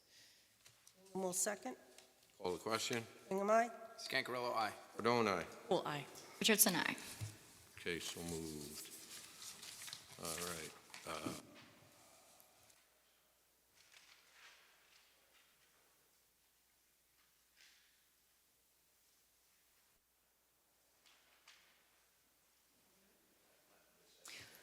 In the silence, I'm going to motion that we add the LED street lights under new business. Okay, item number 9.5, water levies. Val, did you want to discuss those? So this is basically any water bills that were not paid, I believe, through, was it yesterday, I believe? That will be carried over onto the 2025 town and county tax bills. So you have that list in front of you of all of those relevies. So we just need a resolution approving that. That's for 181 total water levies, 181,568.60. Correct. And just to be clear, you have a breakdown. All right, so here's what I'm going to do. I'll make a motion. I'll make a motion that we accept the water levies for a total of $181,568.60. The breakdown is as follows. Water District 1, $15,800.60. Water District 2, $4,745.33. Water District 7, $5,836.60. Water District 8, $57,956.98. Water District 10, $10,241. Water District 12, $8,816.50. Water District 14, $15,475.60. Water District 15, $55,828.39. And Water District 17, $6,867.60. So I'll make that motion. Bingham will second. Sal beat you, Mary. Sorry. Call the question. Bingham, aye. Scangarello, aye. Cardone, aye. Poole, aye. Richardson, aye. Okay. I'm going to ask that my motion be recognized, though, because I want to add it to the end of new business. When we get to new business, you could do. Aren't we under new business right now? When we get to the end of Okay, new business. thank you. Highway superintendent left, so He's going to be attending a conference in Atlantic City, New Jersey from November 18th through November 21st. The conference offers valuable opportunities for professional development, networking, and directly benefiting Highway Superintendent Patterson's role in managing municipal infrastructure. Conference attendance and meals, all associated fees, including registration and meals, are covered, resulting in no taxpayer expense. The only thing he's asking for is the municipality to pay for 3 nights in a hotel, which will total $495.17. So I will make a motion to approve up to $550, just in case there's incidentals there. Who will second? Call the question. Aye. Scangarello, aye. Cardone, aye. Whole aye. Richardson, aye. Okay. Request for proposal for the town prosecutor. Mary? Yes, I received, at the last town board meeting, we said we could go out to bid to see if there would be a new prosecutor, and that might help with some of the things with the courts. I did reach out to several attorneys. An RFP would cost $750, so I'm looking for approval to spend $750 to have this RFP prepared for the prosecutor. Second. Call the question. Bingham, aye? Scangarello, aye. Cardone, aye. Whole aye. Richardson, aye. Okay. Thank you. So when you say $750 to prepare an RFP, who's preparing it? Norton and Torrey? Okay. Counsel, you're okay with that? Because I know you didn't want to have a conflict. Yeah, I express we do not want to prepare the specifications for this RFP because the current prosecutor is our of counsel, so we'd probably be submitting a proposal and would rather. Okay. Again, we would prepare the paperwork but not the specifications, but we're fine with Norton and Torrey doing that. All right. Good. Item 9.8, the annual Association of Towns, State of New York dues. The payment for the 2025 dues is in the amount of $1,500, and that's for membership in the Association of Towns of the State of New York. I'll make a motion to approve that. I'll second. Call the question. Bingham, aye? Scangarello, aye. Cardone, aye. Whole aye. Richardson, aye. Okay, next up is the Certificate of Designation for the Association of Towns of the State of New York.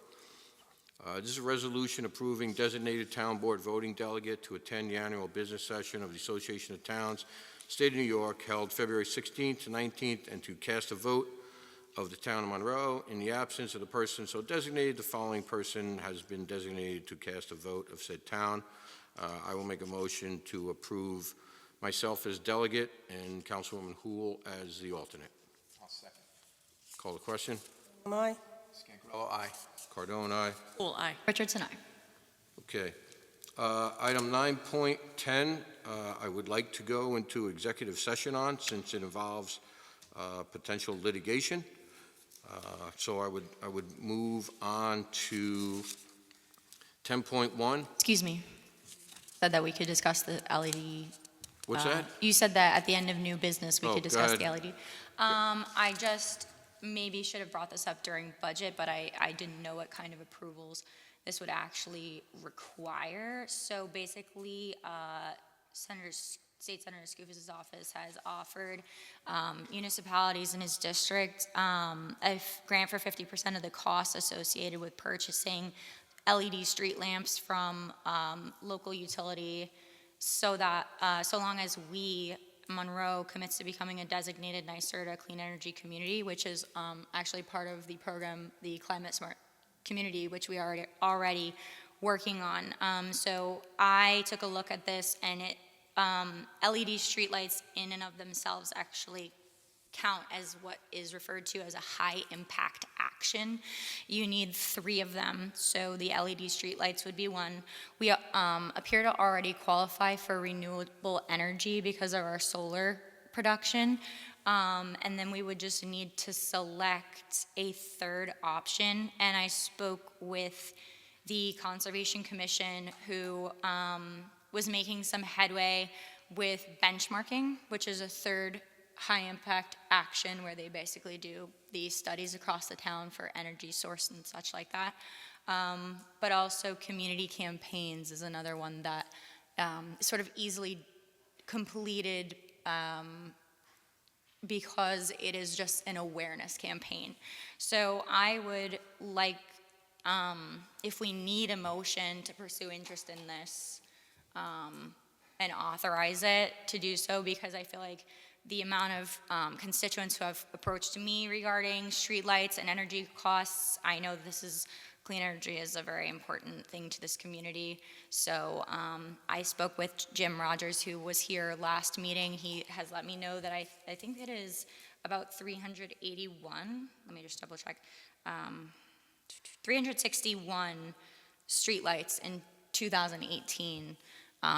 So I'm willing to, take the lead on this and assist with anything that needs to be done. I just wanted to bring it up before budget is adopted and finalized, because it seems like if we're going to incur this expense, like, this is the time to take advantage of this 50% matching grant. Research the cost of, since we now accept the responsibility, I believe, of maintaining those lights. Have you researched that? Accept the responsibility of maintaining the lights. We have a cost now because we maintain the lights, don't we? Isn't it the same? No, if a car runs into a telephone pole, that's O&R's responsibility. No, so because this was just something that I wanted to get authorization, not waste any time Well, on. before you get authorization, we've been applying for anywhere between 7 and 10 of them per year. Jen's been doing that. We have a portal, and we have been doing that at no cost. So What does that mean? That you've been doing what at no cost? Applying for them? We've or? replaced our current lights with LEDs, and O&R allows us, it ranges depending on how many people actually go into the program. Again, I wanted to bring it to the board's attention that if we're going to do a complete overhaul, it does qualify us, again, for the NYSERDA Clean Energy Communities, and you are eligible for more grants and such if we wanted to do it. Why don't you do this? Why don't you get all the information, bring back the numbers, and then we'll discuss it when we have that. Because it's sort of can we get that we're interested if the information returns favorable for the town and that the costs, that's what I'm looking for. We don't need a motion for that. Just take it under your wing and stay in your lane, and you're good. Well, everything that I do, I've been told by the, council that I should bring it to the board for authorization. I think to your earlier point, if there are documents associated, you indicated they should be given to the board 24 hours before, so I think we're in the same boat.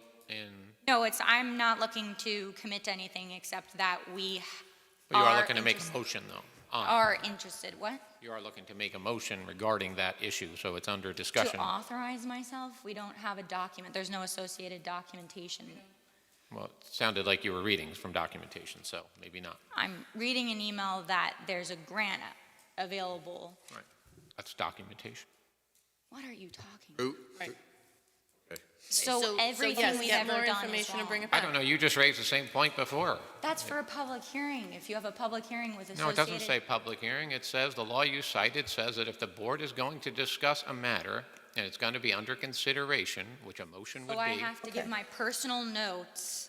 No, just submit to the board the information so that it can be Councilwoman put on an Richardson, agenda. can I interrupt 1 second? Yeah. The last line is, due to my delay, and this came from William Alexander, in sending this, if the town is interested in pursuing this venture, Yes. please let me know at your earliest convenience. Yes, there's a timeline on the grant, which we were actually sent this, the supervisor was supposed to be receiving this. I don't know if the email they have is no good, but this was sent October 15th.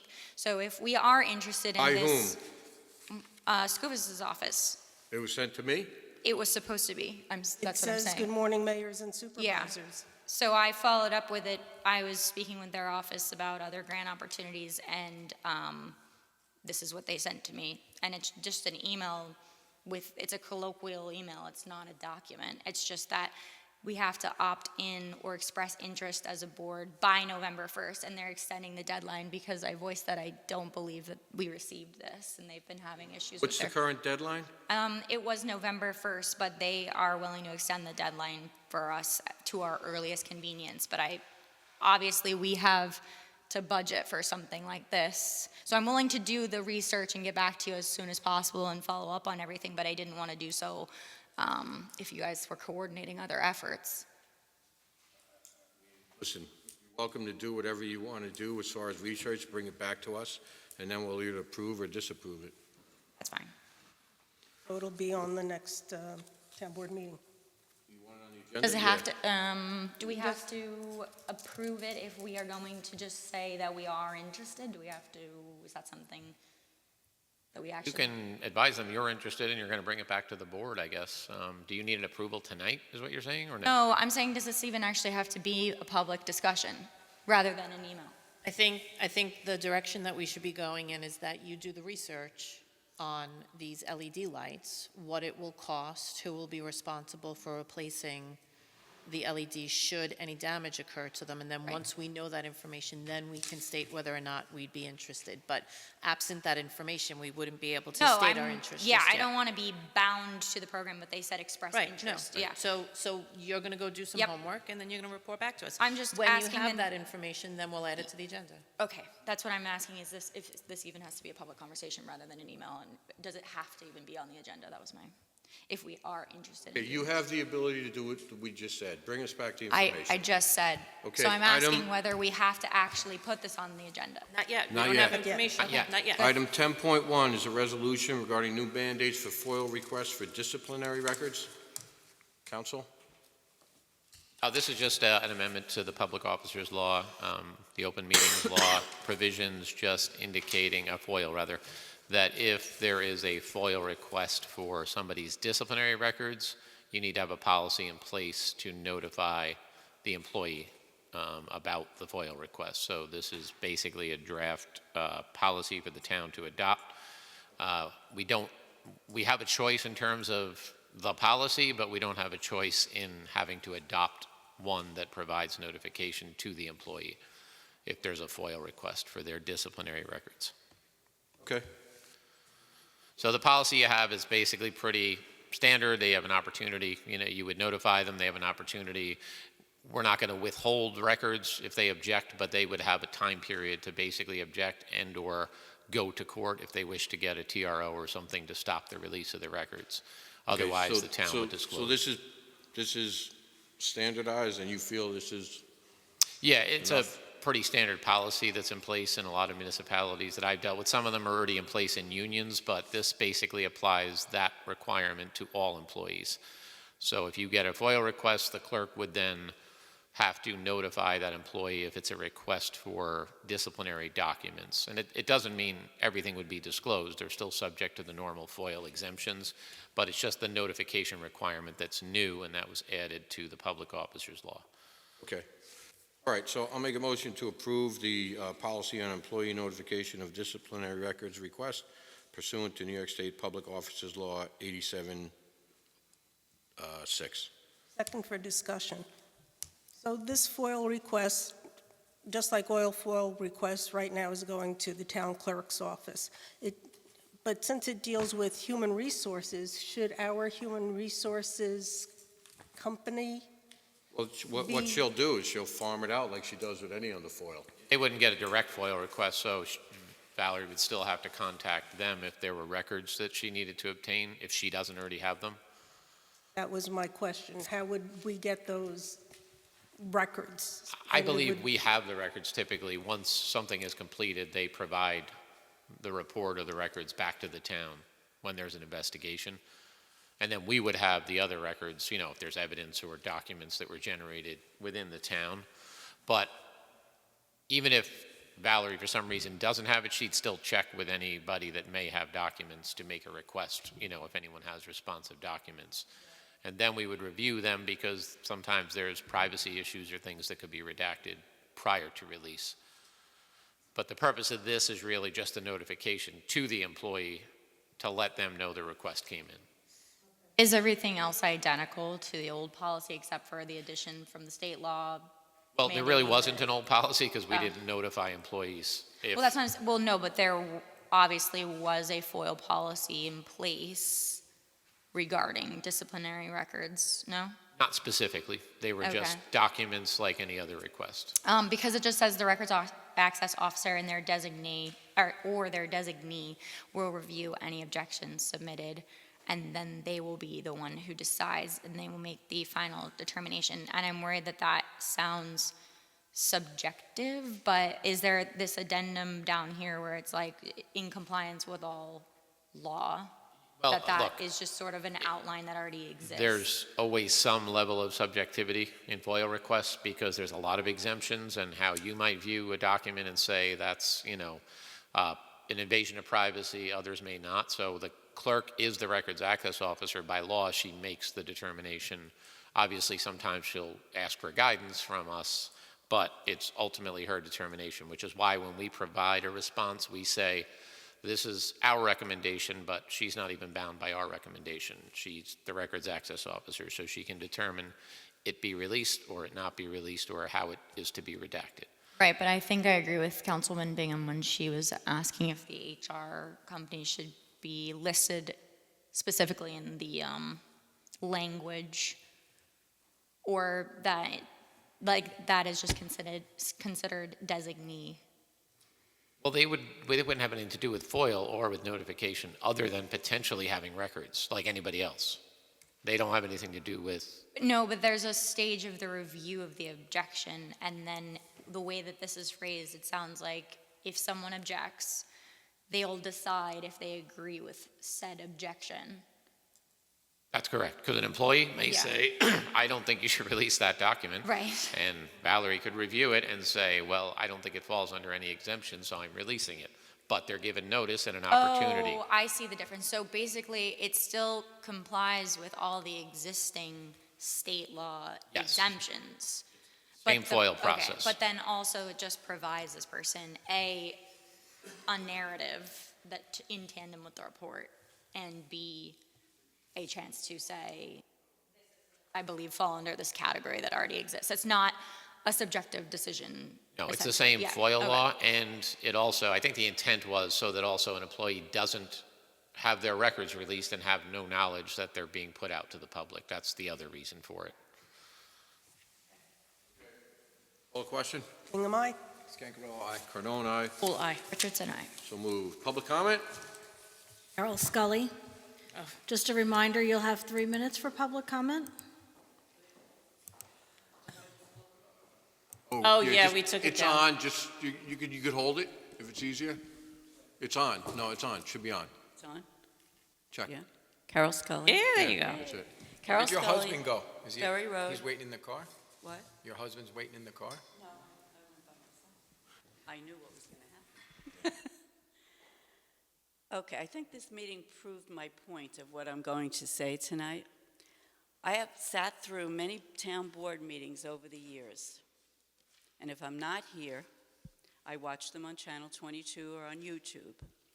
I just have to say, Ms. Richardson, I have never seen such disrespect shown to fellow council members. Excuse me, but Let her this is speak. Let her violating speak. the public Let her content, Town of speak. Monroe meeting Councilwoman rules, Richardson, where let her speak. no She has personal 5 minutes, 3 insults minutes. will be Let her levied.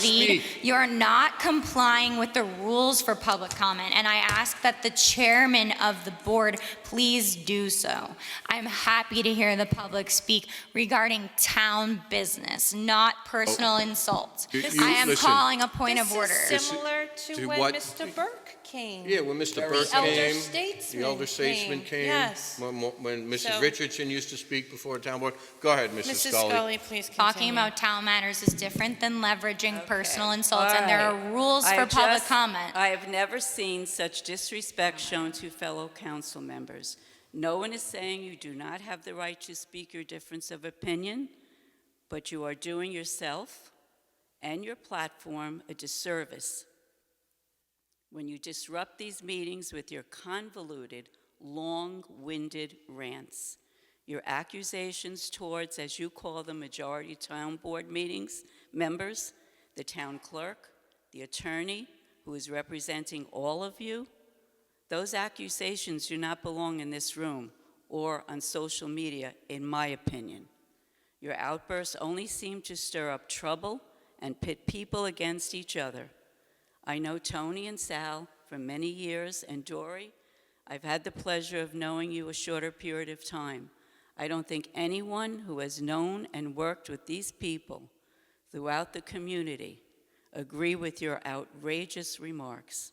I know they want the best for this town. They live here. Their family lives here.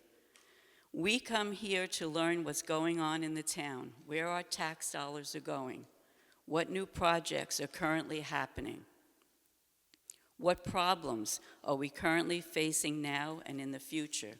We don't come here to hear your back and forth bantering that goes on month after month. Grow up and start learning to work with Point people. of order, You have Chairman. many Rule years number ahead of you. Excuse me, Scully, Carol. Just hold off, go back to the point where you're interrupted, and continue. This is against We the don't rules for come here public to hear your comment. back and forth bantering that goes on month after month. Grow up and start learning to work with people. You have many years ahead of you. Your behavior does not become you, and you need an adjustment. Rule number 13 has been violated several times, Thank Chairman. Thank you, Mrs. Thank you, Scully. Mrs. Scully. And Thank yet you you. don't respond to point of order, and you don't comply with your own rules for public comment. Excuse me a second, Councilwoman Richardson, but if there was somebody else up there from the public, one of your constituents, this town board would let them speak. Bingo. Even if they were No speaking one- against them. no one So has you come owe the and same called respect to a them resident of the names. town. No one has I'll come and address the called them point of names. order, okay? There was not a personal attack. The entire discussion was about you as a council person and your It official literally duties. says regardless of whether the individual so attacked is an You're not elected official. listening again to what I said. It wasn't a personal attack about no. you as a resident. It was a That it just was says it regardless was of freedom whether of the speech. individual is so First attacked as an Amendment. elected She is official. allowed to criticize a public So official. then why do we have So your this- point of order this? is wrong, The and I'd ask the general supervisor public to reject shall it. not Thank involve you. personal, Once again, impertinent, Ms. or Richardson slanderous doesn't attack let on anybody individual, finish. regardless of whether the individual so attacked is I'd an like to make elected a official. motion to go into executive session I'll to second. discuss litigation and personnel matters. Second. Call the question. Bingham, aye. Scancarello, aye. Cardone, aye. Pool eye. Richardson, aye.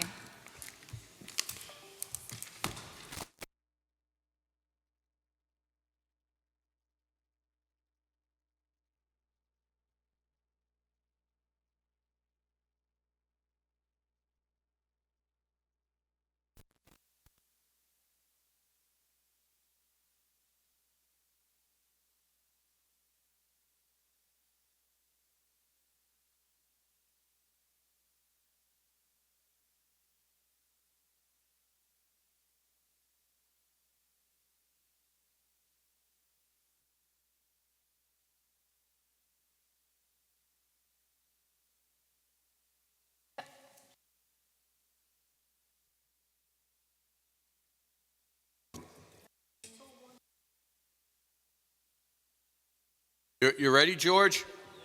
Yeah, we're just waiting for someone to return from the bathroom.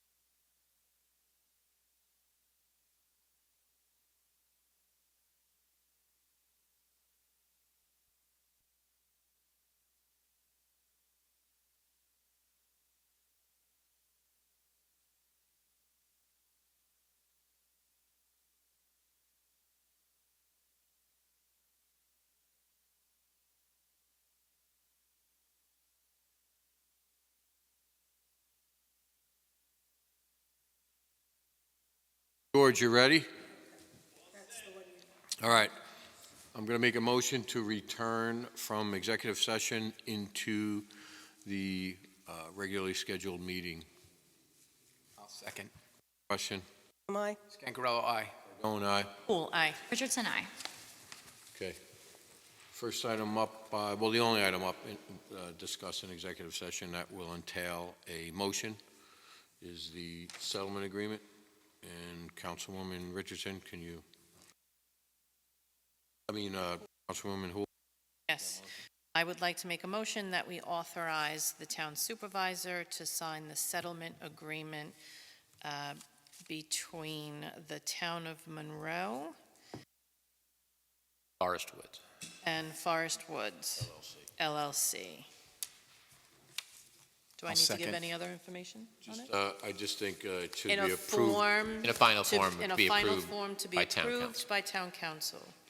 Second? Oh, you got me. Question? Am I?